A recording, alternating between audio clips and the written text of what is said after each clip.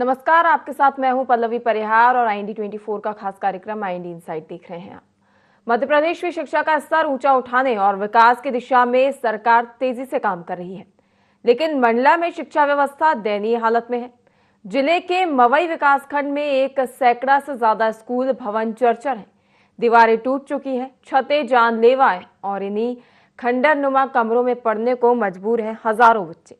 सालों से ग्रामीण आवेदन दे रहे हैं, शिक्षक गुहार लगा रहे हैं, लेकिन असर कुछ नहीं हुआ। न मरम्मत हुई, न नए भवन बने। बड़ी बात यह है कि रहंगी गांव का स्कूल 14 साल से वन विभाग की बिल्डिंग में संचालित हो रहा है। बावजूद इसके सियासत बदस्तूर जारी है।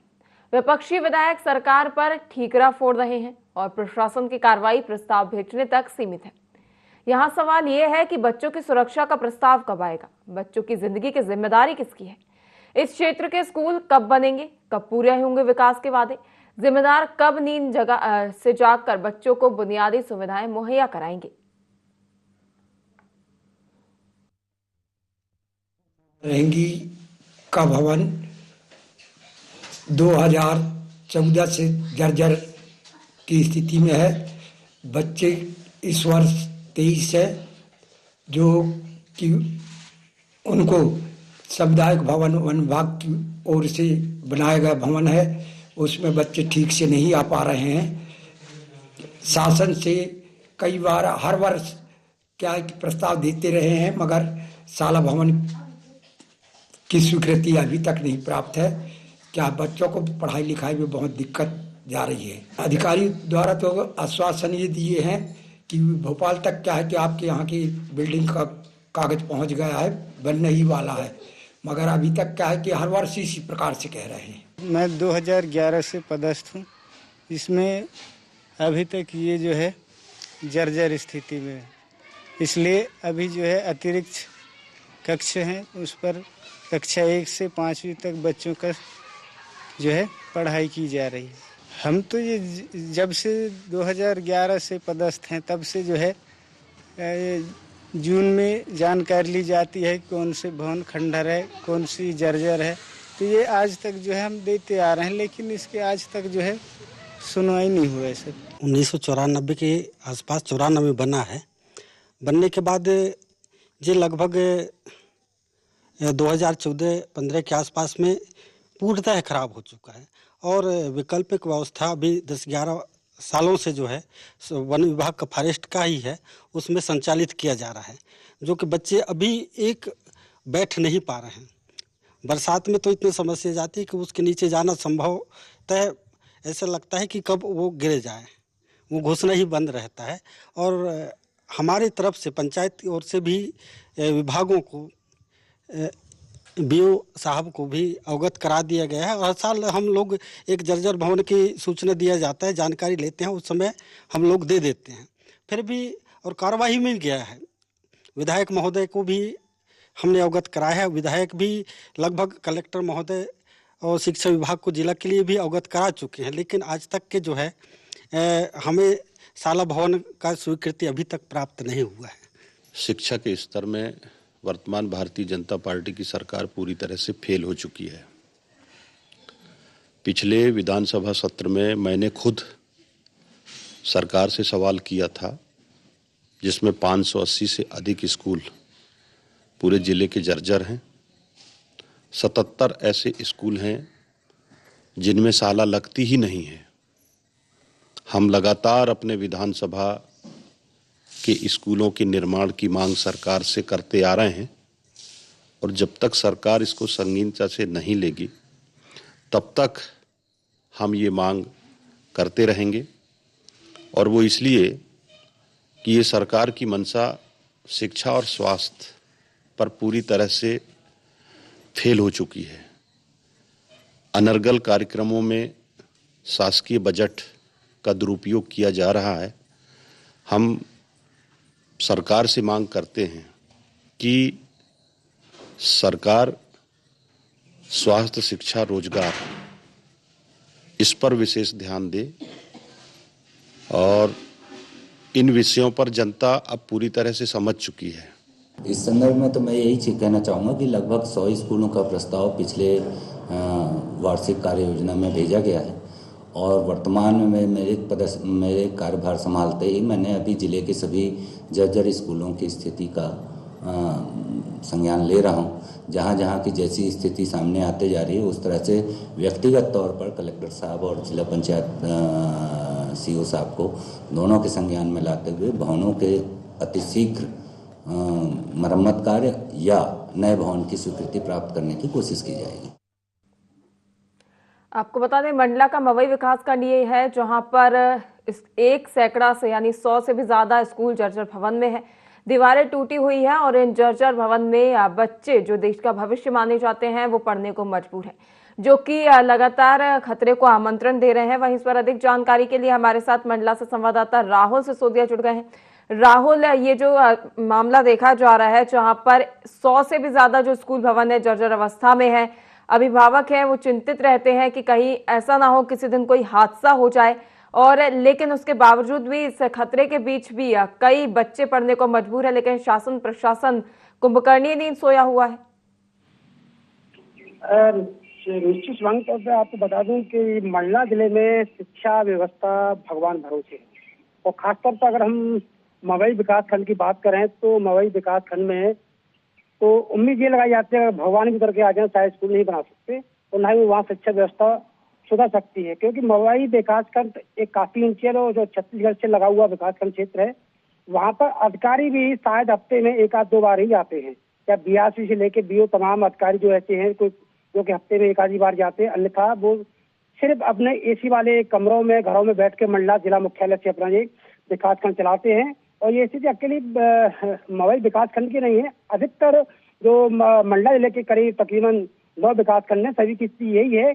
हम पिछली बार भी कई विकासखंडों की ये इस तरीके की जो लापरवाही दिखा चुके हैं, पर लेकिन शासन प्रशासन के सिर अभी तक जू नहीं रेंग रही है। और पिछली बार हमने एक बिजान विकासखंड की एक स्टोरी चलाई थी जिसमें शासन प्रशासन को आगाह किया था, पर लेकिन वहाँ भी नहीं हुआ। और सबसे दुर्भाग्य की बात यह है कि जो मवई विकासखंड आदिवासी बाहुल बेगा बाहुल माना जाता है, जहाँ पे अभी तक लगभग 100 से अधिक स्कूल जो जर्जर हालत में है, लेकिन उनका किसी प्रकार से ना तो मरम्मत की जा रही है और ना ही नई निर्माण की की जा रही है। अब जो हमारे सूत्र बताते हैं, सूत्रों का ये भी कहना है कि हर वर्ष मरम्मत के लिए वहाँ पैसा पर्याप्त आता है, पर लेकिन शासन प्रशासन के संबंधित अधिकारी या ठेकेदार आला अधिकारी जो भी है मिली भगत से उन स्कूलों की मरम्मत नहीं की जाती, जिसकी वजह से आदिवासी बच्चों के जो नौनिहाल बच्चे जो देश का भविष्य बनने वाले हैं उनकी जान खतरे में हमेशा बनी रहती है। जी सुन।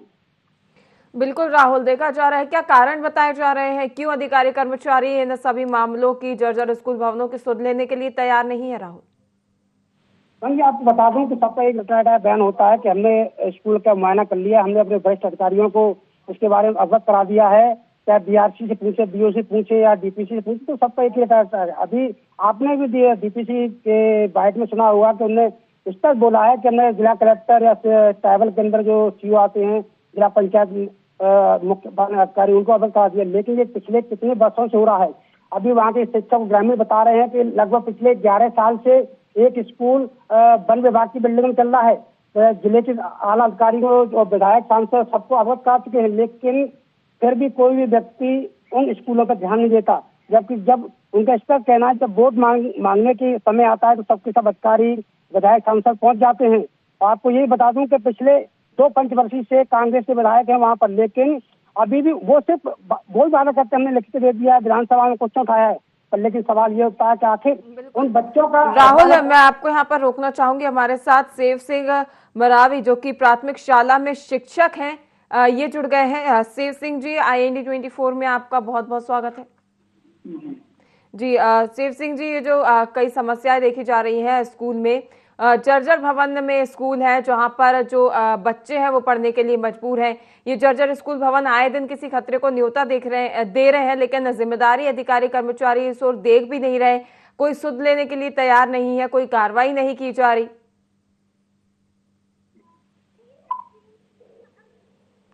जी सेव जी, आपको मेरी आवाज आ रही है? जी, क्या समस्याएं हैं स्कूल से संबंधित? 2015 से सामुदायिक भवन में लगा रहे वन विभाग वालों के, तो रेंजर साहब भी नहीं दे रहे थे, वो तो लड़े करके दिए हैं। तो क्या बच्चे यहाँ सामुदायिक भवन में सही ढंग से नहीं पढ़ पा रहे हैं। 2015 से सामुदायिक भवन में लगा रहे हैं और वो पुराने भवन जो शाला भवन है वहाँ जर्जर है, वहाँ लगाने की स्थिति में नहीं है। जी जी, तमाम जानकारी साझा करने के लिए और जुड़ने के लिए धन्यवाद। वहीं राहुल, शिक्षकों की भी शिकायतें हैं कि जर्जर भवन में वे पढ़ाने को मजबूर है, डर के साए में जीने को मजबूर है, लेकिन डर के चलते भी उन्हें शिक्षकों को पढ़ाने जाना पड़ता है। वहीं जर्जर भवनों में कई बच्चे आते हैं, उन्हें पढ़ाना पड़ता है और बारिश के चलते तो स्थिति और दयनीय भी हो जाती है। निश्चित तौर पर जो मवई विकास खंड है वहाँ उससे भगवान भरोसे वहाँ ना तो अधिकारी मुआयना करते हैं, कभी कभार हफ्ते महीने साल में एक बार बड़े वरिष्ठ अधिकारी जाते हैं। बाकी जो आदिवासी वोटर बैंक बना हुआ है, पर लेकिन आदिवासियों की नहीं सुनता है, क्योंकि वहाँ पे आदिवासी विधायक है, सांसद है, लेकिन कोई भी उनके बच्चों की सुनने के लिए नहीं जाता है। सवाल वही उठता है कि आखिर वोट बैंक क्यों, जब इतने वर्षों से वहाँ के स्थानीय लोग, वहाँ के शिक्षक, वहाँ के बच्चे आवेदन निवेदन कर रहे हैं, तो पिछले 11 वर्षों से जो रहंगी स्कूल है जो अभी तक नहीं लग रहा है, जबकि दूसरे अन्य विभाग के भवन में स्कूल संचालित हो रहा है। ऐसे बहुत से स्कूल हैं, हम बात करें तो रहंगी, सागातोरा, सटिया, पटमरा, मंगली, ऐसे बहुत से देवा गांव के पानी, ऐसे सैकड़ों स्कूल हैं जिनकी हालत दयनीय है, जो कि बरसात के समय में तो बिल्कुल उन्हें पैर रखना नामुमकिन ही है। लेकिन पता नहीं कि अधिकारी और तक अधिकारी कर्मचारी इसकी सुध लेते हैं। वहीं आगे भी हम आपसे जानकारी लेते रहेंगे। राहुल, लगातार हमारे साथ बने रहिए। तो वहीं इस पर अधिक जानकारी के लिए सहयोगी राहुल हमारे साथ लगातार बने हुए हैं। राहुल, और भी क्या समस्याएं देखी जाती हैं? यदि छात्रों की बात की जाए तो छात्रों की ओर से और क्या समस्याएं सामने आती हैं इसको लेकर? इसमें दूसरा मुद्दा मैं आपको बताना चाहूंगा। दूसरा हमेशा जो शिक्षा विभाग का जो बना रहता है शिक्षक, तो उनका अधिकतर शिक्षक सिर्फ जिला मुख्यालय या ब्लॉक मुख्यालय रहना चाहते हैं, ग्रामीण क्षेत्रों को शिक्षक जाना जाता है, जिसकी वजह से बच्चों को काफी परेशानियां हमेशा बनी रहती हैं। और जो भवन जर्जर की बात है, ये तो आजीवन पिछले 10 सालों से बनी हुई है, आपने भी सुना।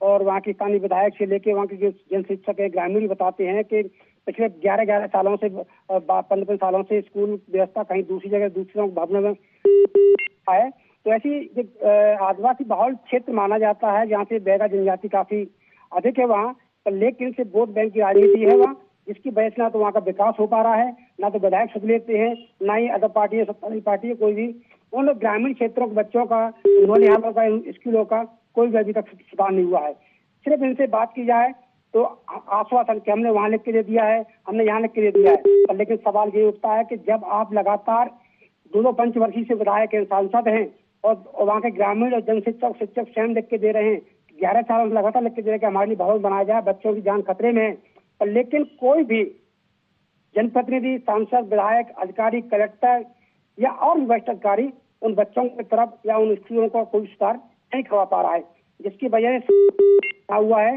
सिर्फ मंडला जिला या आप बात करें मवई क्षेत्र से वोट बैंक की राजनीति बना हुआ है, जिसके चलते वहाँ के स्थानीय लोगों का कोई भी वहाँ पे सुविधा उपलब्ध नहीं हो रही है।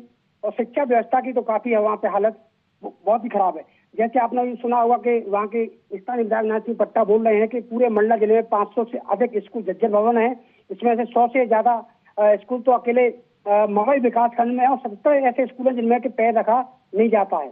जब सब कुछ शासन प्रशासन से लेके मुख्यमंत्री का है, सबको पता है, पर लेकिन फिर भी वहाँ कोई सुधार नहीं किया जाता है।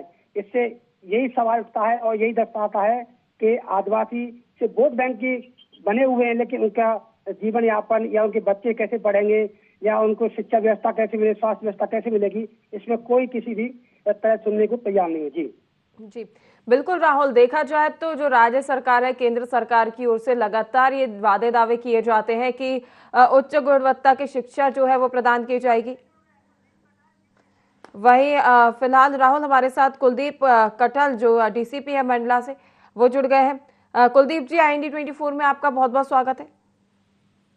जी नमस्कार। नमस्कार कुलदीप जी, ये जो मवई विकास खंड है, यहाँ पे सैकड़ों की तादाद में जो स्कूल भवन है जर्जर अवस्था में है, जो देश का भविष्य माने जाते हैं, स्कूल के बच्चे जो डर के साए में यहाँ पे पढ़ने को, शिक्षा ग्रहण करने को मजबूर है, जहाँ पर राज्य सरकार इतने वादे दावे करती है, उनकी ओर से योजनाएं चलाई जाती हैं, यहाँ पर जमीनी स्तर पर कुछ भी देखने को नहीं मिल रहा है। नहीं मैडम, सर्वे तो कराया गया है और कलेक्टर साहब ने भी इसको बहुत अपने संज्ञान में लिया है और जितने भी जर्जर स्कूल हैं, सैकड़ों की संख्या में तो नहीं है, लगभग कुछ स्कूल है 50 के आसपास, है ना, और उसका सर्वे करा रहे हैं। और इस साल की जो हमारी वार्षिक कार्य योजना होगी उसमें प्राथमिकता तौर पे मवई विकासखंड और जिले के अन्य जितने भी जर्जर स्कूल हैं उसको प्राथमिकता के तौर पर उनकी मरम्मत और जो भी उनका निर्माण कार्य में वो होगा उसको कराया जाएंगे। कुलदीप जी, क्या मैं पूछ सकती हूँ कि इस पूरी कार्य प्रणाली में इसमें इतना समय क्यों लग रहा है? जी मैम, हमारी तरफ से जिला स्तर से जिला कार्य योजना बनाकर भेजी जाती है। जो बजट प्रदेश शासन से आता होगा उस हिसाब से सभी जिलों को आवंटित होता है ना। तो उसमें हमारे जिले की ओर से तो किसी प्रकार का कोई अवरोध है नहीं। कलेक्टर साहब भी इस चीज में बहुत ही ध्यान से और अपने संज्ञान में लेकर स्कूलों के मरम्मत कार्य पे सबसे अधिक ध्यान उनका इसी में है कि कोई बच्चा बाहर या किसी ऐसी स्थिति में ना पड़े जिसमें उनका जीवन या जान जोखिम में हो। बिल्कुल, ये कार्य तो किए जा रहे हैं, लेकिन फिर भी तो बच्चे बाहर पढ़ने को मजबूर है ना, फिर भी जर्जर भवन में पढ़ने को मजबूर है। जिला स्तरीय तो इसमें कोई अवरोध नजर नहीं आ रहा, तो फिर अवरोध कहाँ है? ये भी तो आपका ही दायित्व बनता है कि आप पूछे कि कहाँ इसमें कमी आ रही है, इसमें इतना समय क्यों लग रहा है, आपकी ओर से जो कार्य किए गए हैं वो आगे क्यों नहीं बढ़ पा रहा है, कार्य अभी तक शुरू क्यों नहीं हो पा रहा है? क्या आपने इसको लेकर सवाल किए हैं? मैम, कुछ तो बजट का इशू हो जाता है, कुछ बजट कमी के कारण कई बार ऐसा होता है कि थोड़ा सा कम्युनिकेशन गैप कह लिए या पैसे आने में थोड़ा विलम्ब होता है, उसके कारण नहीं हो पाता। अदरवाइज इस तरह की कोई समस्या नहीं है। और ये प्राथमिकता है हमारी कि किसी भी तरह से अगला शिक्षण सत्र प्रारंभ होने के पूर्व सभी स्कूलों की जर्जर स्थिति को ठीक किया जाए। और इसके लिए कलेक्टर महोदय सबसे ज्यादा संज्ञान में उनका इसी पे है। हमारे मुख्य कार्यपालन अधिकारी महोदय और कलेक्टर साहब दोनों ने मेरे को स्पष्ट निर्देश दिए हैं कि समस्त कार्यों का विधिवत सर्वे कराकर उनकी जो योजना है उनके माध्यम से भेजा जाए, और जरूरत पड़ती तो वो भी हमारे संचालक महोदय से इस चीज पे चर्चा करेंगे। कुलदीप जी, केवल सर्वे कराने से और कागजी कार्रवाई करने से तो इस पर जो भी है आप लीपापोती नहीं कर सकते ना। आप क्या किसी जो हादसे है उसका इंतजार कर रहे हैं, किसी हादसे को न्योता दे रही हैं? जो ये जर्जर भवनें हैं किसी बड़े हादसे को न्योता दे रहे हैं? गनीमत रहे कि किसी दिन कोई हादसा हो जाए, किसी बच्चे की कोई जान चली जाए, कोई बड़ा हादसा हो जाए, कोई अभिभावक अपने बच्चे को खो दे। नहीं मैडम, इसके लिए हमने जो भी ऐसी स्थिति के भवन है उसमें तात्कालिक व्यवस्था ये की है कि बच्चों को पंचायत के सामुदायिक भवन में या पंचायत के भवन का व्यवस्था कर बच्चों को वहां से शिफ्ट किया है। आपने कितने जो भवन के बच्चे हैं उनको शिफ्ट किया है? कितने जो स्कूली भवन है उनके बच्चों के लिए वैकल्पिक व्यवस्था की है? क्योंकि आपको तो सही आंकड़ा ही नहीं पता। पूरे मंडला जिले के लगभग लोगों का कहना है, अभिभावकों का कहना है, संबंधितों का कहना है कि 500 से भी अधिक स्कूल हैं। और मवई की यदि बात करें तो उसमें भी 100 से अधिक स्कूल हैं, और आप कह रहे हैं कि 50 भी संख्या नहीं है।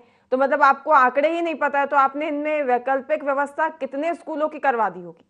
मैम, जो जर्जर भवन है, कुछ भवन ज्यादा खराब हैं, उनकी संख्या बता रहा हूँ मैं। ऐसे भवनों के मतलब जर्जर अपन यदि कोई इस तरह का भवन है जो वाकई में जोखिम वाला है, उन भवनों से हमने बच्चों को शिफ्ट किया है, बच्चों को दूसरे निजी भवनों में या पंचायत के भवनों में। और मैं क्योंकि एकदम मैं अभी कार्यक्रम में था, इसलिए मैं आपको एग्जैक्ट फिगर तुरंत नहीं दे पा रहा हूँ, है ना। जी कुलदीप जी, उम्मीद करते हैं कि आपकी ओर से जो भी कार्रवाई की गई है वो जल्दी अमल में लाई जाएगी और जल्दी इन जर्जर भवनों का निर्माण कराया जाएगा। तमाम जानकारी साझा करने के लिए और जुड़ने के लिए बहुत बहुत धन्यवाद। वहीं कुलदीप जी कठल जो कि डीसीपी मंडला है, उनकी ओर से आश्वासन दिया गया है कि जो भी कार्य है कागजी कार्रवाई आगे बढ़ा दी गई है और जैसे ही उच्च अधिकारियों की इस पर जो भी कार्रवाई होगी वो की जाएगी। वहीं इस पर अधिक जानकारी के लिए हमारे साथ राहुल लगातार बने हुए हैं। राहुल, जैसा कि आपने सुना कि कुलदीप जी की ओर से कहा गया है कि इनका जो मुआयना है वो कर लिया गया है, सर्वे कर लिया गया है और जो कागजी कार्रवाई है वो आगे बढ़ा दी गई है। क्या लगता है आपको इनकी ओर से जो आश्वासन दिया गया है उस पर ये जल्दी कार्रवाई की जाएगी? लेकिन मैं आपको बता दूं कि उनका तो कर्तव्य है कि शासन प्रशासन को कैसे भी सेव करें और अपने आप को सेव करें। उनने खुद बोला है कि लगभग 100 के आसपास स्कूल हैं ऐसे जो जर्जर भवन है मवई विकास खंड में, और विधायक जी खुद बोल रहे हैं, नाशी पट्टा, उन्होंने खुद बोला है कि मंडला जिले में तकरीबन 580 के आसपास। राहुल जी, मैं आपको रोकना चाहूंगा, हमारे साथ डॉक्टर अशोक मरसकोले जो कि कांग्रेस जिला अध्यक्ष है मंडला से, ये जुड़ गए हैं। अशोक जी, IND 24 में आपका बहुत बहुत स्वागत है। जी नमस्कार जी अशोक जी, मंडला के मवई में जो स्कूलों के जर्जर होने की स्थिति लगातार बनी हुई है, काफी दयनीय स्थिति है जर्जर भवनों की। वहीं शासकीय अधिकारियों का यह भी कहना है कि सर्वे करा लिया गया है और कार्य जल्दी शुरू करा दिया जाएगा। देखिए, सिर्फ मवई की बात क्यों कह रहे हैं, ये तो लगभग पूरे मंडला जिले की स्थितियां लगभग वैसी ही हैं। जिला मुख्यालय के नजदीक की भी लगभग स्थितियां वैसी ही हैं, और जैसा भी आप बोल रहे हैं जवाब उसी तरीके से मिलता है, लेकिन होता कुछ नहीं है। मुझे तो ये समझ में नहीं आता है कि हर गर्मी के समय में जो रिनोवेट करने की प्रक्रिया होती है या जहां से शिकायत मिलती है उस पे विभाग करता क्या है, ये समझ से परे है।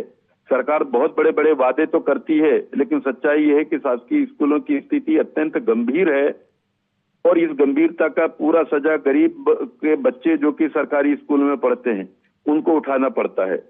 हमारा सीधे कहना है, राजनीति से अलग हटके ये सरकार को एक जिम्मेदारी से काम करना चाहिए, और शासकीय विभागों के जो अधिकारी हैं उनको भी नियत समय पर विजिट करके और उनकी स्थितियों को देखते हुए उस पर करना चाहिए। ये बहुत गंभीर मामला है, और ये मवई को तो है ही, मवई यहाँ से दूरस्थ 100 किलोमीटर के दूर का आसपास एरिया है। जिला मुख्यालय के नजदीक की शासकीय स्कूलों की यही लगभग हालात है। बिल्कुल, काफी गंभीर समस्या है अशोक जी। वहीं देखा जाए तो जो शासकीय अधिकारी कर्मचारी हैं, जनप्रतिनिधि हैं, उनका इस ओर ध्यान आकर्षित करने के लिए आपकी ओर से क्या कोई आवेदन पत्र, शिकायती पत्र सौंपा गया है? लगातार ये जो शिकायत भी आ रही है, लगातार हमारे कार्यकर्ताओं के माध्यम से विभागीय स्तर पर भी कई बार बातें होने के बाद में जब वो बातें सुनी नहीं जाती तो मीडिया के माध्यम से आती। वही अशोक जी, मैं बता दूं कि आपके ही विधायक है क्षेत्र में, लेकिन उसके बावजूद भी कोई सुनवाई नहीं हो रही, क्यों? देखिए, सरकार और सरकार की मशीनरी जी ये सब करती है। तो हमारे जो विधायक हैं, विधायक अपनी बात कहते हैं और कई बार आवाज भी उठा चुके रहते हैं, लेकिन प्रशासन और शासन सिर्फ अपने वादे और बजाने में लगा हुआ है, बाकी धरातल में स्थिति कुछ और ही है। जी, अब विधायक हैं, जनप्रतिनिधि हैं, तो उनका तो दायित्व बनता है, हक भी बनता है। यदि उनकी सुनवाई नहीं हो रही है तो वो जवाब भी तलब करवा सकते हैं। ऐसा क्यों नहीं हुआ अब तक? जवाब क्यों नहीं मांगा गया कि उनकी ओर से जो भी ये मांग की जा रही है सरकार की ओर से पूरी क्यों नहीं हो रही? क्योंकि राज्य सरकार भी उच्च गुणवत्ता की शिक्षा देने के लिए प्रतिबद्धता दोहराती है अपनी, तो उसी का हवाला देकर क्यों उनसे कार्य नहीं करवाया जाता? जी अशोक जी। जी, मैं वही बात कह रहा हूँ, एक जगह का विषय नहीं है, लगभग सब जगह की वही स्थिति है। आज हमारे लगभग मुख्यालय में तो बीजेपी के विधायक हैं जी, और मंत्री भी हैं, सांसद भी हैं। उस क्षेत्र में क्यों तकलीफ है? ये सरकार उनकी है जी।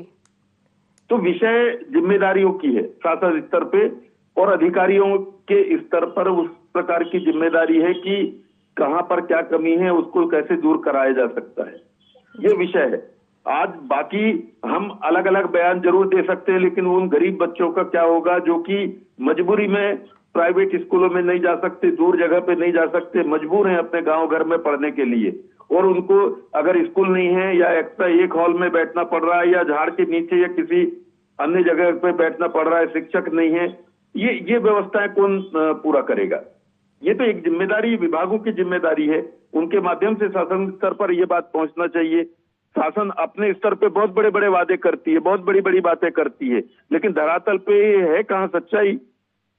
जी बिल्कुल अशोक जी, और वो तो आगामी समय में देखने वाली बात होगी कि यदि जनप्रतिनिधि जनता की सुध नहीं लेती है तो जनता भी आगामी समय में जनप्रतिनिधियों को उनकी जगह सुनिश्चित कराएगी। तमाम जानकारी साझा करने के लिए और जुड़ने के लिए बहुत बहुत धन्यवाद अशोक जी। वहीं राहुल, आपका भी जुड़ने के लिए, जानकारी साझा करने के लिए बहुत बहुत धन्यवाद। वहीं संबंधित अधिकारी, कर्मचारी और जनप्रतिनिधियों की ओर से तो कहा गया है कि उनकी ओर से सभी जिम्मेदारियां पूरी कर ली गई हैं, लेकिन देखने वाली बात होगी कि ये जिम्मेदारी जिसकी बनती है उसकी ओर से कार्य पूरे करवाए जाते हैं या नहीं। फिलहाल के लिए IND इनसाइड में इतना ही। देखते रहिए IND 24। नमस्कार।